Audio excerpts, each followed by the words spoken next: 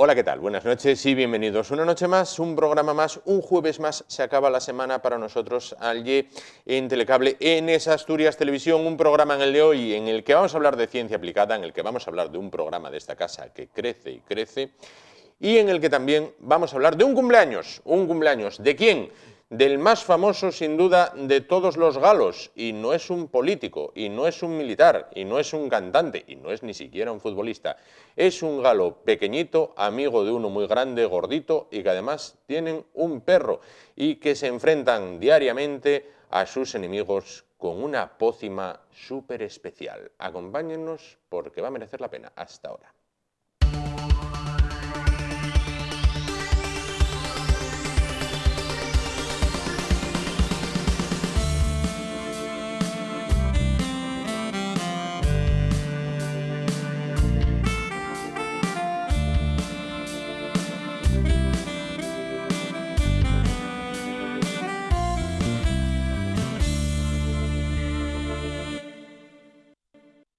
Vamos a continuar el espacio de esta noche, bueno, y vamos a hacerlo hablando de conocimiento, vamos a hacerlo hablando de un tema que antes se estudiaba, yo no sé si sigue estudiando de lo que voy a hablar ahora, antes por lo menos sí, y había que saberlo bien, y había que operar con ello.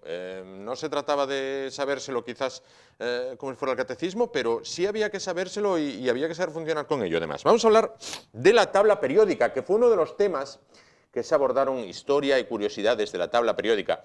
Bueno, pues fue uno de los temas que se abordaron durante la semana pasada en la Universidad de Oviedo cuando se celebró la Semana de la Ciencia. Bueno, quien sabe mucho de la tabla periódica es nuestro siguiente invitado, es Alfonso Fernández González. Él es profesor ayudante doctor en la Facultad de Química de la Universidad de Oviedo. ¿Qué tal, Alfonso? Buenas noches. Hola, buenas noches. Bien. Bueno, pues entonces has venido esta noche al plató y has traído una tabla periódica que tengo aquí delante, que ahí la van a ver. Por grande no queda. No. Una tabla periódica hermosa. Que se vea bien. Que se vea bien, que se vea bien. Bueno, pronunciaste el pasado martes 12 una conferencia que se llamaba Historia y curiosidades de la tabla periódica de los elementos en el 150 aniversario de esta tabla que tenemos aquí. Entonces, vamos a comenzar por la historia. ¿Cuándo se crea? Hace 150 años. ¿Por qué y por quién la tabla periódica? Bueno, la tabla periódica en la versión que tenemos hoy en día, sí, puede decir que se hizo en el 1869, o sea, hace exactamente 150 años, y el personaje principal al que se le atribuye el descubrimiento, el desarrollo de la tabla periódica, es un científico ruso que se llama Dmitri Ivanovich Mendeleev, que era de un pueblecito de Siberia, que, bueno, pues digamos que le costó poder estudiar por sus orígenes, eran orígenes humildes, era el menor de, bueno, no está muy claro según la fuente, entre 14 y 17 hermanos, y era el último además, bueno, y tuvo ahí unos problemas familiares porque el padre se quedó ciego, la fábrica de la madre se incendió. La verdad que fue una historia bastante triste, pero al final la madre que reconocía el potencial que podía tener el hijo, pues hizo todo lo que estaba en su mano para que pudiera estudiar, y al final acabó estudiando en San Petersburgo, y de ahí ya hizo una carrera científica y se convirtió, pues, en un hombre muy prominente. Claro. ¿Y creó, o fue el principal creador de esta tabla? Sí, ¿no? Él creó la tabla periódica tal y como la conocemos hoy en día, porque había habido versiones similares o intentos de aproximaciones desde mucho atrás. Desde que se empezaron a aislar elementos químicos, pues se observaba que había elementos que tenían propiedades similares, claro. Entonces, bueno, pues se los intentó agrupar y hacer tablas y tal, pero el que realmente llegó al punto clave fue Mendeleev, porque digamos que el valor añadido que tenía la tabla de Mendeleev fue que él fue capaz de predecir propiedades de elementos que estaban por descubrir. O sea, Mendeleev fue capaz de decir, mira, en la tabla que yo tengo, aquí faltan elementos, por ejemplo, el que estaba debajo del manganeso, el que hoy en día se llama tecnecio, no se había descubierto, o por ejemplo el que estaba debajo del silicio, el que hoy en día es el germanio, tampoco se había descubierto, pero él dijo, mira, debajo del silicio falta un elemento que yo le voy a poner como nombre ecasilicio, porque como no sé cómo se llama, lo llamo así. Dice, pero ese elemento, el día que se descubra, va a tener una densidad de tanto valor, va a tener una temperatura de fusión muy alta, va a formar óxidos con fórmula tal, va a formar cloruros con fórmula cual. Y 15 años más tarde se aisló el elemento, que Claro. hoy en día se conoce como germanio, Sí. y coincidió punto por punto, acertó Con con lo que le había todas dicho. las que Fíjate, le había dicho. un Entonces, fenómeno. claro, eso fue ya la corroboración. Un fenómeno. Entiendo que la tabla perdón, periódica está entonces en evolución. Bueno, en evolución, yo más bien diría que se le añaden elementos nuevos según se descubren. Eso, que no es una cosa fija que dices, es como los mandamientos de la ley de Dios, son 10 y van a seguir siendo 10 de aquí al final de No, los tiempos. no, en principio no. Lo que sí es verdad es que lo que ya está descubierto de la tabla periódica eso no varía. Es decir, los elementos que ya hay son los que hay, tienen las propiedades que tienen y ya está. Sí. Pero sí es cierto que con el desarrollo de la física y con el desarrollo de los aceleradores de partículas y demás, pues se están produciendo elementos nuevos. Entonces, bueno, pues el último me parece que fue en el año 2006, eso no lo tengo yo muy claro, pero me parece que fue en el 2006, el Oganesón, el número 118. Oganesón. Oganesón se Ese no llama. lo había cuando yo estudiaba, ¿no? No, seguro. No, seguro que no. Seguro, seguro. Es el último que hay, que es el número 118. Sí. Y de momento estamos ahí, pero eso momento, no quita que en un dentro de futuro eso, en un puedan futuro hacer más el o menos 119. lejano, ¿no? haya uno más. Bueno, ¿qué curiosidades podemos extraer de la tabla periódica? Porque vemos ahora cuando nos lo pongan de nuevo, vamos a abusar bastante del plano donde se ve la tabla periódica. Trae batalla naval química, quise leer. Sí, sí, sí. Bueno, eso es porque la tabla periódica que os traje me la ha prestado un compañero de la Facultad de Magisterio, que se llama José Manuel Montejo Bernardo, que él, para enseñar precisamente la tabla periódica a sus alumnos... Haciendo un inciso, entonces entiendo que se sigue estudiando. Sí, claro. Bien, bien. Sí, sí. Para enseñarles precisamente la tabla y los elementos a sus alumnos, hizo un juego que es como la batalla naval, la de los barcos. Como el A4, B5, Eso, agua... solo que en vez de decir A4 dices vanadio o molibdeno. Y entonces, de esa forma, los alumnos van aprendiendo dónde están los elementos localizados en la tabla periódica. Qué curioso. Bueno, decíamos, curiosidades de esta tabla, entonces. Bueno, curiosidades hay muchas, depende de las que te quieras fijar. Mira, te puedo decir... Las curiosidades más curiosas. Bueno, la primera que se me ocurre, por ejemplo, la historia del nombre de los elementos, cada elemento se llama así por algún motivo, ¿no? Algunos de esos nombres están puestos en honor a científicos de renombre. ¿No? Por ejemplo, qué sé yo, el einstenio, hay uno que se llama einstenio, que evidentemente está nombrado en honor a Albert Einstein. Sí. Bueno, pues de entre todos ellos, solamente hay dos elementos que se les puso nombre en honor a un científico cuando este todavía estaba vivo. Porque a los demás se le puso el nombre, por ejemplo, cuando al Einstenio se le puso el nombre Einstenio, Einstein ya había muerto. O cuando el Curio se lo llamó Curio en honor a Curie, ya había muerto. Solo hubo dos personas que conocieran un elemento químico con su nombre estando vivos. ¿Qué son? Seaborg era el científico, el elemento es el Seaborgio, y el otro es Yuri Oganesian, otro ruso, que es precisamente el del Oganesón. El del Oganesón, en este caso. Bueno, esos tuvieron el privilegio de conocerlo en vida. ¿Qué más nos podemos encontrar? Pues, por ejemplo, otra curiosidad.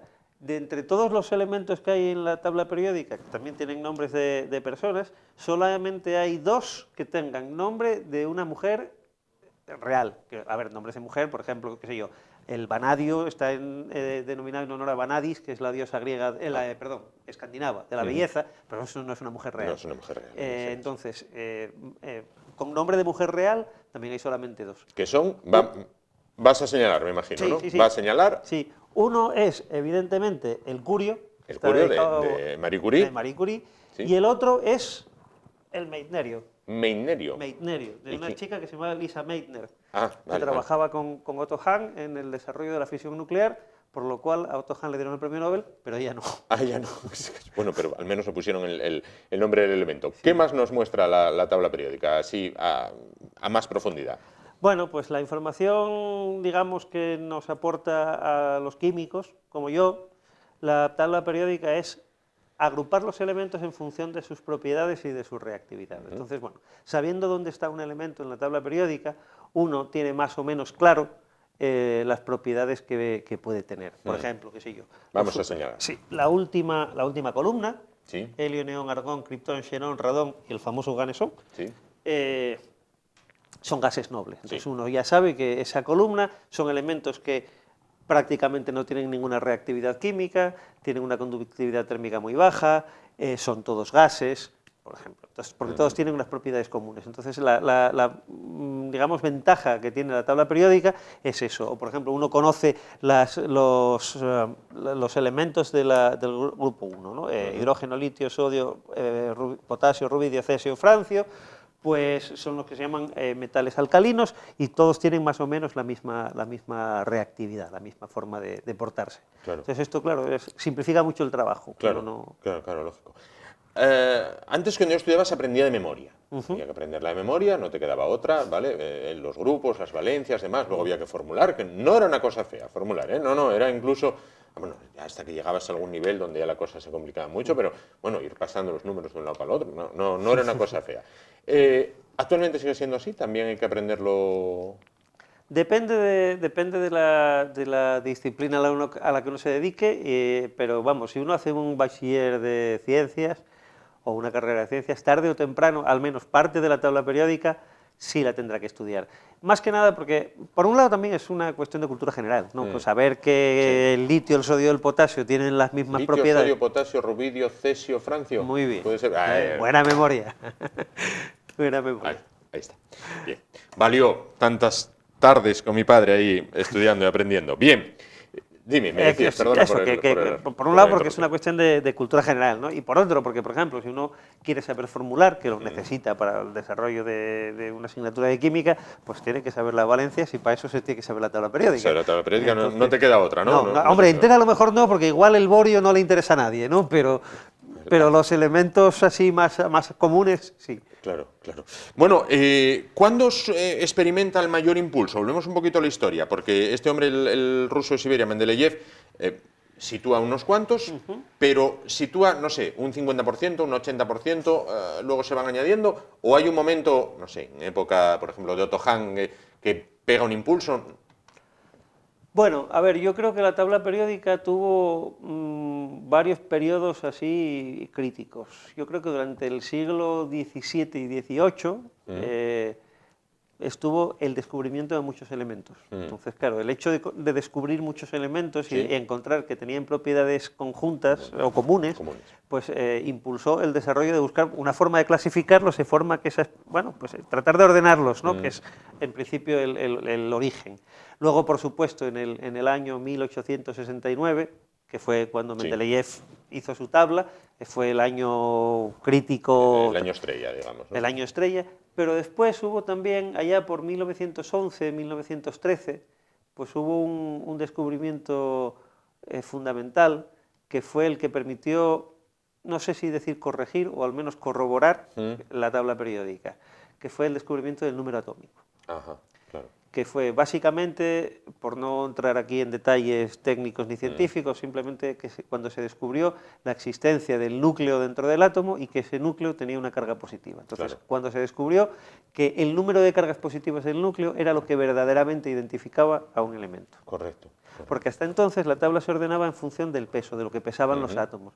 Pero eso no es correcto en todos los casos. Claro. Entonces ahí había una serie de discrepancias que se descubrió, o sea, que se solucionaron cuando se descubrió que en realidad había que ordenarlas en función del número de cargas positivas del núcleo, ¿no? Que es la que tenemos hoy en día. Que es la que tenemos hoy en día. Bueno, ¿qué tal la experiencia de la conferencia del pasado día 12? Desde mi punto de vista fue muy positiva. La gente que asistió, que estaba bastante lleno el aula magna, la verdad que mostraron interés, estaban todos muy atentos y además al final hicieron preguntas incluso sobre la tabla. O sea, yo creo que fue bastante positivo. Claro. Si tuviéramos que señalar una curiosidad más que nos indica o que nos muestra esta tabla, ¿cuál podríamos señalar? Por citar una más. Pues vas a señalar, ¿no? Sí, por citar una más, vamos a señalar este elemento que está aquí, debajo del manganeso. Aguanta ahí para que te puedan pinchar lo que es la imagen. En este momento vamos a verlo. Ahí está, sí, debajo del manganeso, sí. El tecnecio. Sí. El tecnecio, supongo que ya el nombre lo da a entender, es un elemento que se preparó gracias a la tecnología. Es decir, es un elemento que no está presente en la naturaleza. Y es una situación curiosa, porque si uno se fija, en esta tabla periódica, no sé si se ve muy bien, las letras que corresponden al símbolo químico están en un color, ¿no? Pueden estar en negro, en azul, en rojo o en marrón. Sí. Bueno, pues los que están en marrón son elementos sintéticos, es decir, que no están presentes en la naturaleza, Ajá. No, no, que no están presentes en la naturaleza, pero que se fabrican de forma sintética, ¿no? Y si nos damos cuenta, en toda la tabla periódica, todos, si vamos siguiéndola, bueno, en realidad vamos así, ¿no? 3, 4, 5, 6, si la vamos siguiendo, pues tenemos distintos sólidos, líquidos, gases, no sé qué, pero todos existen en la naturaleza, salvo este. Y de repente todos siguen siguiendo, o sea, este es como una isla, ahí en el medio. En medio de ellos. Oye, ahora se me vino a la cabeza, igual que antes te dije, el litio, sodio, potasio.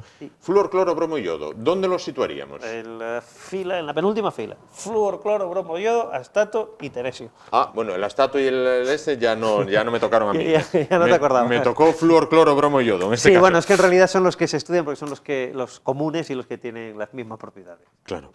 Pues Alfonso Fernández González, profesor, ayudante doctor de la Facultad de Química de la Universidad de Oviedo, muchísimas gracias por estar con nosotros esta noche. Y hombre, yo cuando lo estudié no había batalla naval química, había estudiate esto. Pues esto es más entretenido. Esto es más entretenido, parece más entretenido, pero bueno, allá, junto con mi padre, el cual tengo que agradecérselo, fuimos formulando los dos, él enseñándome y yo aprendiendo, y la verdad que era guapo de hacer, Estoy hablando de la época del instituto, no Muchas más gracias adelante. a vosotros por invitarme. Muchísimas gracias por estar con nosotros esta noche y ayudarnos a aprender un poquito más. Gracias. Nos vamos muy rápido a publicidad. Bueno, pues no me arriesgo a decir más. Ya dije flúor, cloro, bromo, yodo, litio, sodio, potasio, rubidio, cesio y francio. Y ahí ya es como cuando juegas un partido entre amigos, marcas 2 goles y para el siguiente te llaman y dicen, ven, que metiste 2 goles. No, hoy no me apetece, porque quedaste con la aureola de que metiste 2 goles. No vas a volver, no pegar una y dicen que malo eres. Bueno, no me enrollo. Vamos a publicidad y continuamos a vuelta de la misma el espacio de esta noche. Hasta ahora.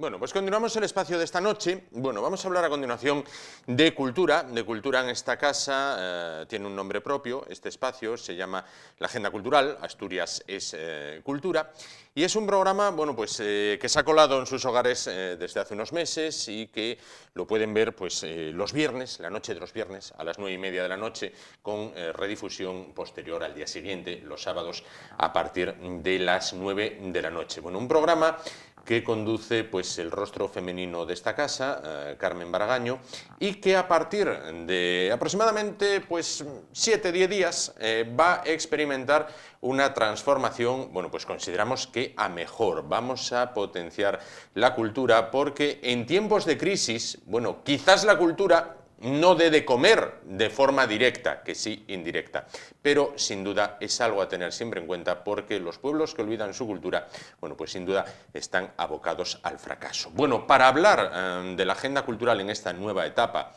que comienza, se encuentra con nosotros esta noche, por una parte, con la cual vamos a hablar en el caso práctico, con la otra parte en el plano teórico. Bueno, pues se encuentra su presentadora o conductora, Carmen Baragaño. ¿Qué tal? Buenas noches. Buenas noches, Juan. Y frente a ella, bueno, pues la incorporación que experimenta en este caso, este espacio, a modo de director del mismo, el economista y sociólogo, así como politólogo, Reinerio Álvarez Saavedra. ¿Qué tal? Buenas noches. Buenas noches. ¿Qué tal? Buenas noches. Bueno, pues entonces, con ellos vamos a hablar acerca de lo que va a ser esta nueva agenda cultural, esta nueva Asturias es Cultura, que está abierta a todas las manifestaciones culturales que se producen a lo largo y ancho de nuestro Principado de Asturias. Carmen, lleváis ya varios meses realizando la agenda. ¿Cómo está siendo la experiencia? Pues la verdad es que muy buena, es un espacio bastante ameno, yo creo, es breve, entonces ofrecemos a los espectadores unas alternativas para el fin de semana para no pasar todo el día metidos dentro de casa, y eso que últimamente el tiempo pues llama bastante a ello. Y nada, son una serie de actividades que tienen bastante cerca porque tocamos bastantes localidades, Oviedo, Gijón, Avilés, y luego actividades que hay en distintos pueblos.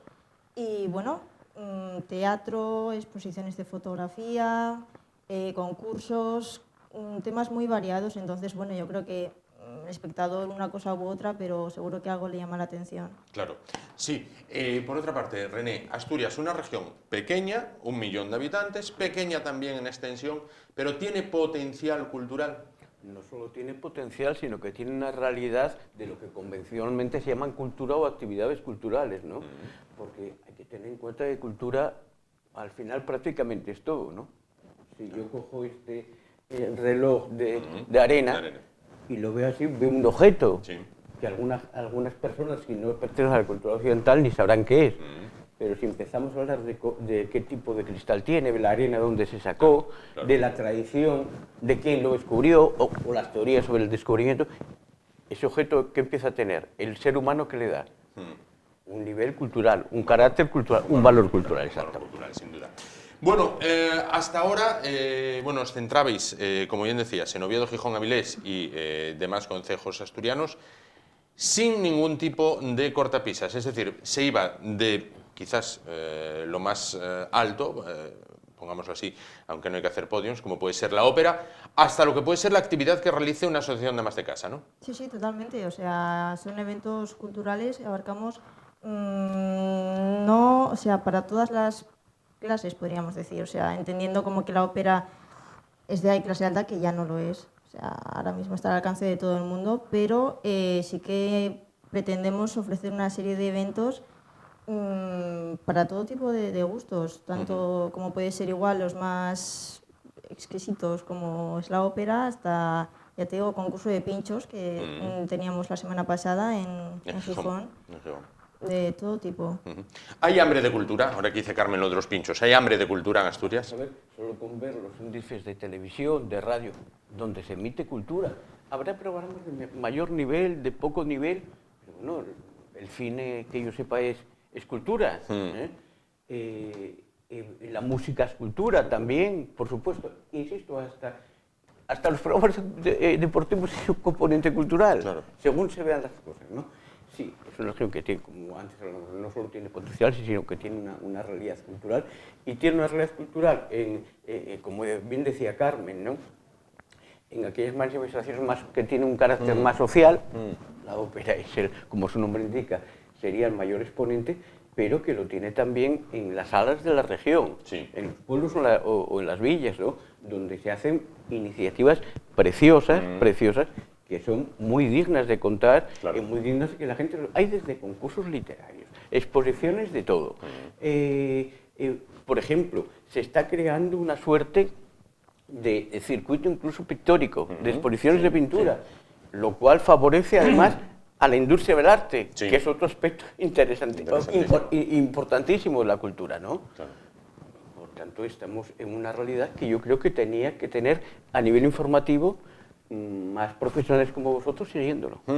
Apostáis por un formato corto, de 5 minutos. Bueno, quizás la gente joven actualmente, los vídeos largos, pues prácticamente dice, oh no, yo esto no lo veo. Todo lo que se vaya más allá de 5 minutos, dice, no, esto no es para mí. Es un formato ágil, dinámico, pero que puede crecer, ¿no? Sí, sí, por supuesto. De momento nos centramos en algo rápido. Dices tú, mira, hay esto y esto. De ahí ya decido si quiero ir a un sitio, a otro o a todos. Porque por tiempo da tiempo a verlo todo. Pero sin duda alguna podemos extenderlo lo que sea, vamos, oportuno. Claro. René, Asturias vivió una etapa hace unos años donde se hicieron muchos continentes para pocos contenidos. Es decir, muchas veces, yo me acuerdo, un antiguo concejal de urbanismo que había en el Ayuntamiento de Oviedo decía, me reúno con los vecinos y todos me piden un polideportivo y una piscina. Llegó un momento que en Asturias todos los concejos querían un museo, aunque luego no sé qué voy a meter dentro. Algunos funcionarios, tú, por ejemplo, un museo de iniciativa privada que hoy es público, que está bastante lejos de aquí, en Grandas. El Museo Etnográfico de Pepe el Ferreiro, ¿no? Sí. Dicen que ahora está en Belmonte. Bueno, pero después hay otros algo más pequeños, también por la zona de la comarca del Oso, en el oriente hay varios. Alguno puedo contar personalmente historias de cómo llegó al sitio que llegó. Estoy pensando en el del Museo del Jurásico, por ejemplo. que en principio, un día lo pudimos hablar, tenía otra ubicación. ¿Ah, sí? En el Carmen en Ribadesella, en principio. Y después el alcalde de aquel momento entendió que, bueno, que había otros proyectos más prioritarios y cedió, en el mejor de los sentidos, para que estuviera, para estuviera ahí. También es cultura esto, la historia de la cultura, lógicamente. Ah, y una matización.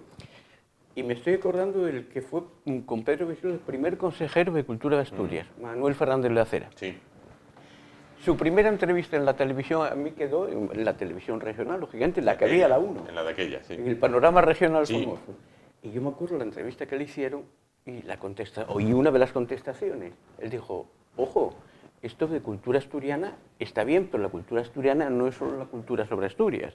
Es la cultura inglesa, la cultura rusa o la cultura china que se manifiesta aquí o se desarrolla aquí con diferentes eventos. Yo me parece una frase sumamente inteligente. Claro, sin duda. Bueno, hasta ahora, con la experiencia adquirida, que dan, bueno, pues ya un buen número de programas, si tuvieras que quedarte con una manifestación cultural por encima de las demás.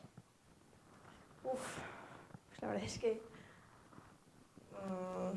¿A ti te gusta la ópera? Sí, pero bueno, sí, puede que sea un poco mi debilidad en ese aspecto. De hecho, es un evento que seguimos bastante, solemos mencionar los estrenos de las óperas de esta temporada en Oviedo, pero sí, a mí personalmente es lo que más ilusión me hace. Claro. ¿Hay alguna manifestación cultural o algún personaje ligado a la cultura en Asturias que se ha venido olvidando periódicamente, cambien los gobiernos, cambie lo que cambie, pero que dices... Porque Jovellanos estuvo muy en boga. Había un político que constantemente aludía a Jovellanos. Cada día tiene su afán. Bueno, todas estas cosas. Yo soy jovellanista también. Es jovellanista también. Bien. Pero ¿hay alguno que haya estado olvidado completamente? Que dices, bueno...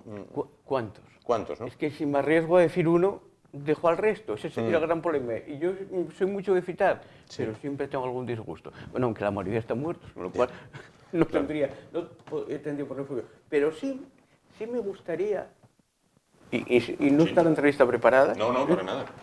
Sí me gustaría recordar a una persona que fue muy amigo mío, ahora estaría rondando los 100 años. Y fue una de las mayores autoridades en periodismo cultural en Asturias, concretamente en Radio Nacional. Tenía un programa que se emitía sobre las 2 que se llamaba La Asturias Popular. Y desde allí se contemplaba la cultura regional desde más bien la antropología regional, la etnología de aquella forma. Pero era lo único que había. Y yo lo escuchaba todos los mediodías. Y dio la casualidad, con el tiempo, que nos encontramos y nos hicimos muy amigos. ¿Y era? Era Modesto González Cobas. Y recorrimos toda Asturias. Y como estábamos en otros menesteres, ahora me estoy arrepintiendo de no haber hablado con él más de su obra y no de otras cosas. Y bueno, ahora estoy escribiendo lo mismo que está, y estoy a punto de editar una cosa de las que él quería mucho. Claro, perfecto. Carmen, vamos camino de Navidad, vamos ya, con esas fiestas. Habrá programación especial, bueno, para los dos, ¿no? Atento a tema navideño, hay unos claros protagonistas en este caso, que son los niños. Se acaban las clases del colegio, los niños están en casa, los padres, en el mejor de los casos, están trabajando, hay que... un sinfín de actividades para mantenerlos ocupados y no tener que estar tirando constantemente de los abuelos. ¿Se prestará también especial atención a esa programación infantil? Sí, por supuesto. Nosotros tratamos actividades tanto dirigidas para adultos como para niños durante todo el año, pero hay fechas que son reseñables que hay que centrar. Igual que hicimos un especial en Halloween, por ejemplo, o en las fiestas de San Mateo, sin duda la Navidad también merece un calendario de eventos destinado a las actividades que hay dedicadas para los niños durante estas fechas. Claro. René, hay un tema cuando hablamos de cultura últimamente, en los últimos años o en Asturias, que levanta, pues ampolla, suspicacia, el tema de el asturiano, de la lengua asturiana, mantener, potenciar, cortar. Bueno, yo diría que lo primero, cumplir el estatuto y la ley. Hay un mandato de proteger, divulgar y promover. Yo creo que son 3 cuestiones plenamente asumibles y que han sido asumidas durante 20 y pico años por toda la población, y el debate se centra en el tema de la confidencialidad. Bueno, yo en este cuarto de hora y con la realidad jurídico-pública que tenemos en España, dar ese paso de forma definitiva no lo veo, sinceramente. No me considero antibablista ni muchísimo menos. He dado bastante la cara, como antes hablamos, sí, por el asturiano bable hasta que incluso me la rompieron. Es una gran manifestación cultural asturiana que se debe proteger a todos los niveles, sin duda alguna. Por lo menos aquí me tenéis para ello y además de forma absolutamente entusiasta. El debate no deja de ser un debate político, pero bueno, todos los debates públicos son políticos también, como todo es cultura. Sin duda. Quizás en este país, si se aplicase la ley, se evitarían muchos problemas. Oye, mira, voy a aplicar la ley, simplemente. Aquí tenemos la disposición estatutaria, como es una ley que desarrolla toda la cuestión del asturiano y que además está, a su vez, pendiente de que tenga otros desarrollos que no se han hecho, legislativos. Claro, claro, sin duda. Bueno, pues solo me queda, Carmen, René, Carmen, que invitéis, bueno, pues a todos los que nos ven a que los viernes, 9:30 de la noche, sábado, en redifusión, 9 de la noche, que tiene una cita, ya lo saben, con la cultura, porque, René, cultura podemos definirlo como... Cultura podemos definir como toda la proyección del alma, la moral del individuo en la sociedad y hasta en los objetos. La cultura es más que la economía. Y es universal. No, sin duda alguna, como el ser humano. Como el ser humano, sin duda. Y yo diría que como el ser humano es trascendente, es también trascendente. Y la cultura también lo es. Pues el plano teórico, en este caso, a cargo de Reiniero Álvarez Saavedra, el plano práctico, la persona que van a ver en pantalla, que se va a colar en sus hogares para evitar que lo pasen el fin de semana, pues sentados en el sofá, pues Carmen, cierras tú la entrevista invitando a la gente a que vea la agenda. Pues nada, yo invito a los espectadores a que el viernes a las 9:30 tienen una cita en Asturias Escultura. Es un espacio muy breve, con una serie de actividades yo creo que bastante amenas para todos los públicos. Y nada, que hay que salir de casa el fin de semana y pasarlo bien.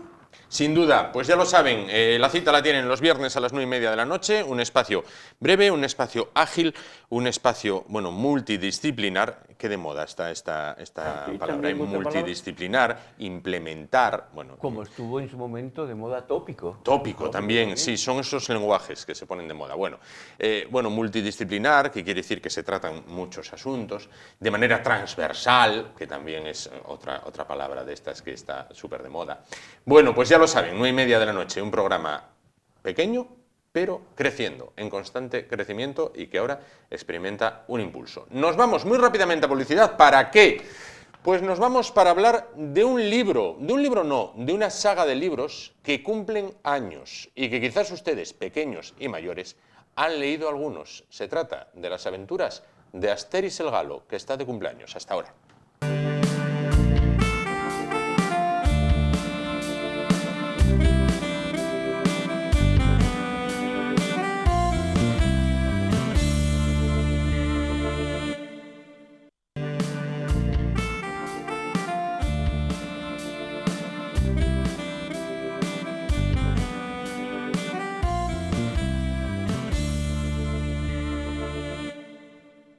Bueno, ya lo saben, estamos inmersos en el Black Friday y además se acercan las Navidades, bueno, con lo cual son momentos muy, pero que muy especiales para hacer regalos, para tener un detalle con la persona querida, bueno, o para quererse a uno mismo, en este caso, bueno, pues autorregalándose algo, que es la manera más especial y más efectiva, sin duda, de acertar. Además, ¿en qué se puede invertir el dinero y bien? En libros. ¿Por qué? Porque leer, bueno, pues es sin duda uno de los máximos placeres que se pueden disfrutar y además, de paso, siempre se aprende algo. Bueno, quien sabe y mucho de lectura es nuestra última invitada de esta noche. Se trata de Adriana Martín. Ella trabaja en Casa del Libro de Palacio Valdés, en Oviedo. Y además es especialista en cómics. Además, pueden preguntarle todo lo que quieran acerca de todos los libros del mundo. Pero si además le preguntan de cómics, no se le escapará ni un detalle. Adriana, ¿qué tal? Buenas noches. Hola, ¿qué tal? Buenas noches. En cómics nadie te tose. Bueno, a ver, algo sé. Algo sabe. Es modesta en este caso. Bueno, ¿por qué se encuentra esta noche con nosotros? Porque mañana se celebra un cumpleaños. Vamos a ver, de unos franceses. Bien, franceses famosos a lo largo de la historia ha habido muchos. Está Napoleón, está Luis XIV, está Mitterrand, bueno, muchísimos franceses famosos. Sin embargo, en la literatura, además de los tres mosqueteros y D'Artagnan, que también eran franceses, hay dos que son, bueno, pues tremendamente famosos. Uno es alto y gordo, el otro es pequeño y flaco, y ya habrán adivinado que se trata de Astérix y Obélix. Bueno, pues Astérix y Obélix mañana cumplen 60 años. Adriana, ya están cercanos a la jubilación. Exactamente. Los galos más famosos del mundo, ¿no? No sé si la jubilación, pero bueno, por lo menos celebran un más que valioso aniversario, desde luego. Claro. Bueno, ¿cuándo? Hace 60 años. ¿Cómo y por qué nacen los cómics de Astérix y Obélix? Pues es una historia bastante chula, la verdad. Se trata de dos dibujantes, dos franceses, que vivieron una vida muy diferente, tanto desde que se criaron hasta el momento en el que se conocieron. Vivieron separados hasta el punto de que uno vivía en Argentina y luego se trasladó a Estados Unidos, a Nueva York, a trabajar como dibujante publicitario, y el otro vivió y pasó todo lo que es la Segunda Guerra Mundial y todo en Francia, en París. Entonces llega el año de 1951, más o menos, y René Goscinny, que es uno de los coautores de este famoso título, se traslada de Nueva York a París. Entonces, porque para los publicitarios que estaba trabajando en Nueva York, le recomiendan para trabajar por el entonces en lo que era el tándem International Press y World Press, que ahora tienen muchísimo renombre en prensa, le recomiendan irse a trabajar a la filial de París. Y resulta que para entonces, en esa fecha, ya estaba trabajando Albert Uderzo, que es el segundo y menos conocido coautor de Astérix y Obélix, ya estaba trabajando ahí. Entonces, en el año de 1951 se conocen trabajando para la misma marca.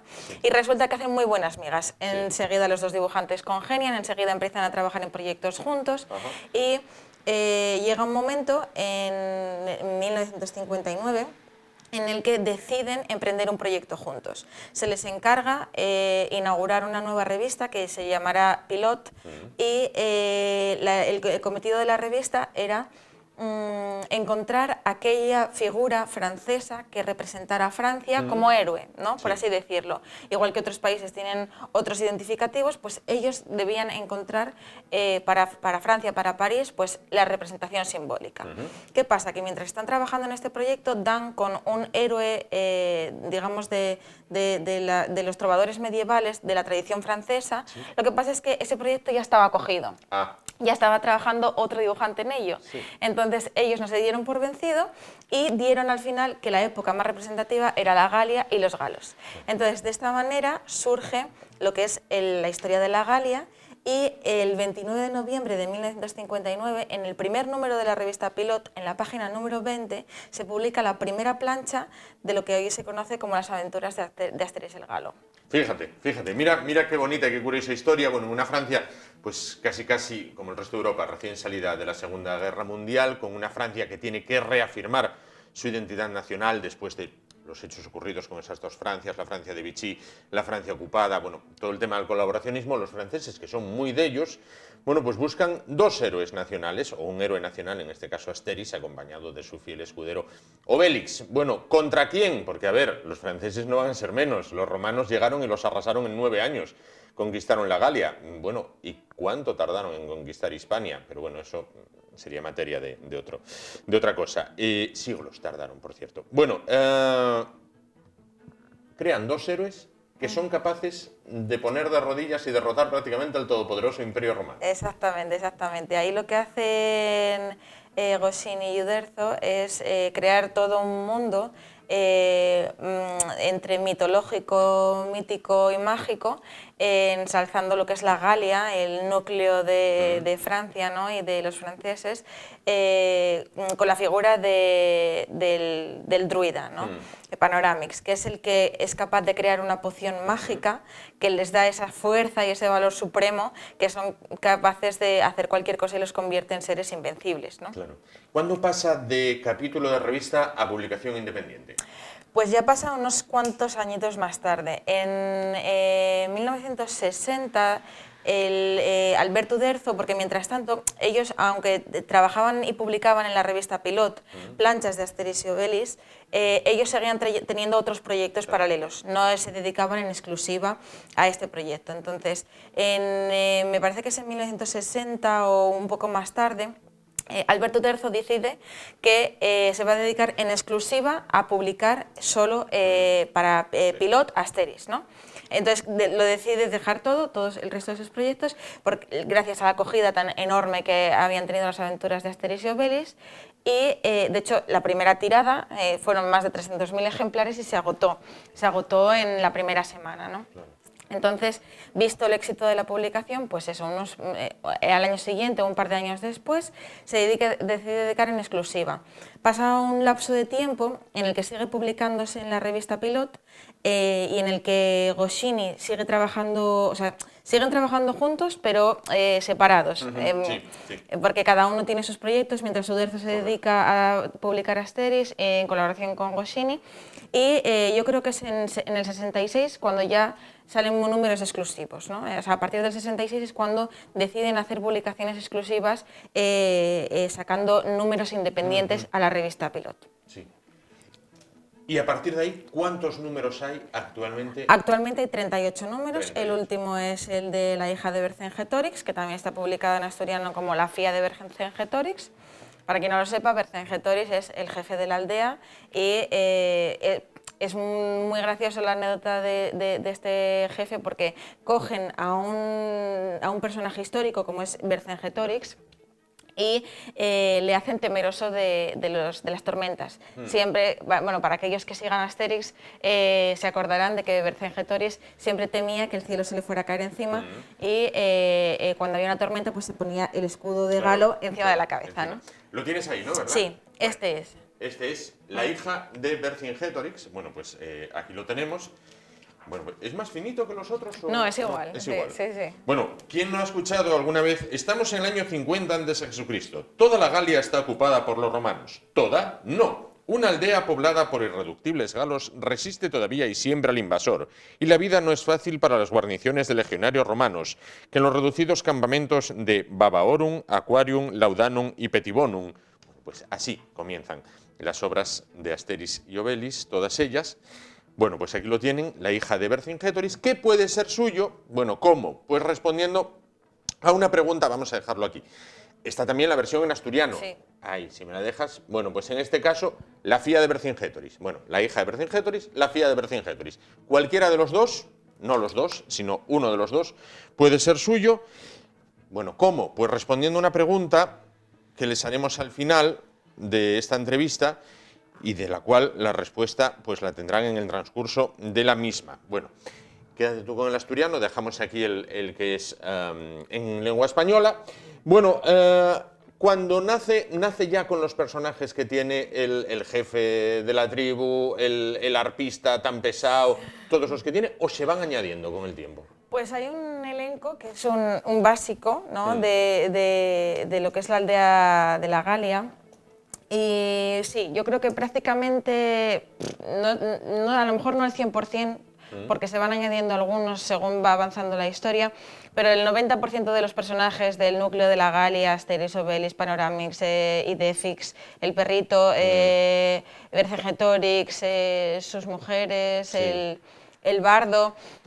Todos esos personajes sí, ya quedan predefinidos desde un primer momento, porque son el núcleo vertebrador de toda la historia, ¿no? Luego se van desarrollando poco a poco pues, historias de uno, a veces la historia se centra más en uno, más en otro, van saliendo cosillas de la vida de cada uno para que el lector se vaya haciendo una composición más completa.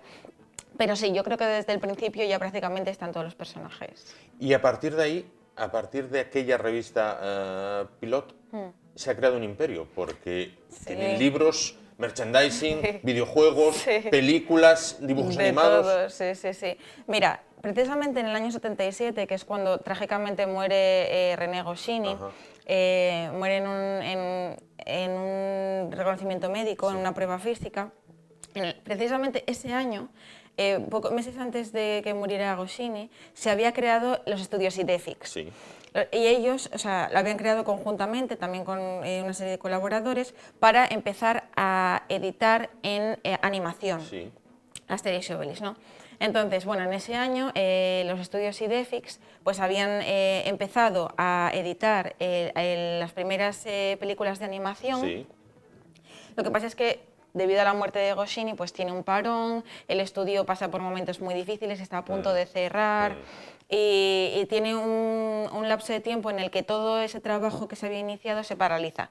Pero bueno, pocos años después, Albert Uderzo sigue publicando incansablemente los trabajos que había dejado René Goscinny, sus bocetos, sus notas, los completa, y me parece que es en el año, no sé si es el año 81, Uderzo publica su primer volumen enteramente suyo, después de haber terminado de publicar los bocetos de Goscinny, y entonces es cuando el estudio Idefix recupera un poco su actividad y tal, y bueno, hasta la actualidad, que hoy en día tenemos más de 11 películas, Asterix y Obelix se ha traducido a más de 107 idiomas, tiene hasta un parque de atracciones con su nombre. Sí, Parque Asterix, exactamente. En las afueras de París. Y además está muy bonito, ¿eh? Cuando se va a París, voy a Euro Disney. Bueno, está muy bien.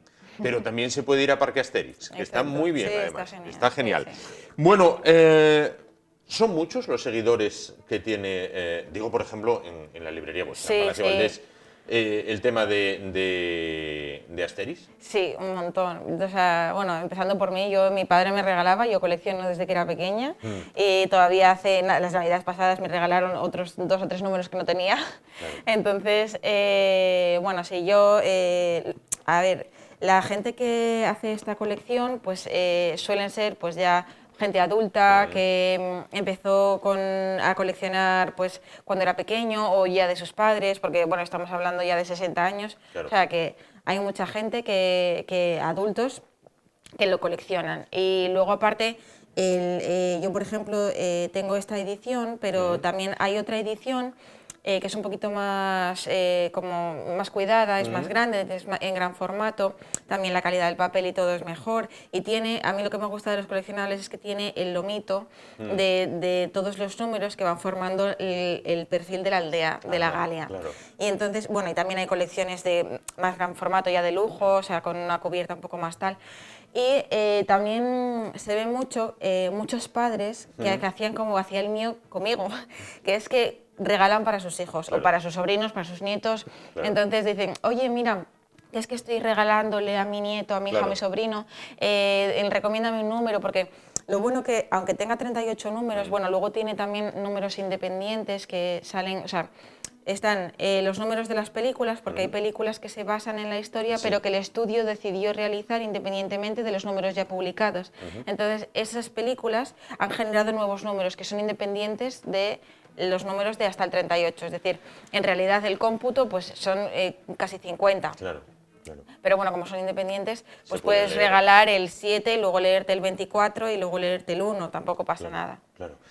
Bueno, creo que hemos hecho una radiografía perfecta de la historia de Asterix y Obelix, vamos, en un momento, esos héroes galos que aquí, bueno, pues en nuestro país, bueno, pues no tenemos aún. Quizás, bueno, algún día se haga un cómic con la historia de 2 héroes nacionales, aunque eso también llevaría un debate de aquel modo, ¿no? ¿Quiénes serían? Adriana, haces la pregunta de cómo conseguir, bueno, pues este en español o en asturiano, como ustedes prefieran. La fía de Vercingétorix o la hija de Vercingétorix. ¿Qué pregunta sería? Pues la pregunta es, ¿cuál era la cosa que más temía el padre de la protagonista de este número?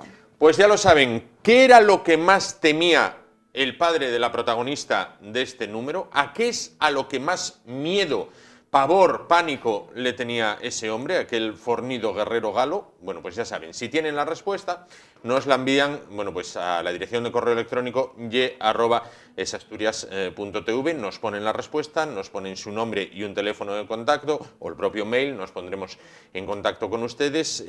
Bueno, si hay varias personas que lo acierten, obviamente, hacemos un sorteo y ustedes podrán pasar, digo bien, ¿no?, por la Casa del Libro de Palacio Valdés, una vez nosotros les hayamos avisado a ustedes y a ellos, bueno, y podrán, bueno, pues hacerse con el de la hija de Vercingétorix en español o la fía de Vercingétorix.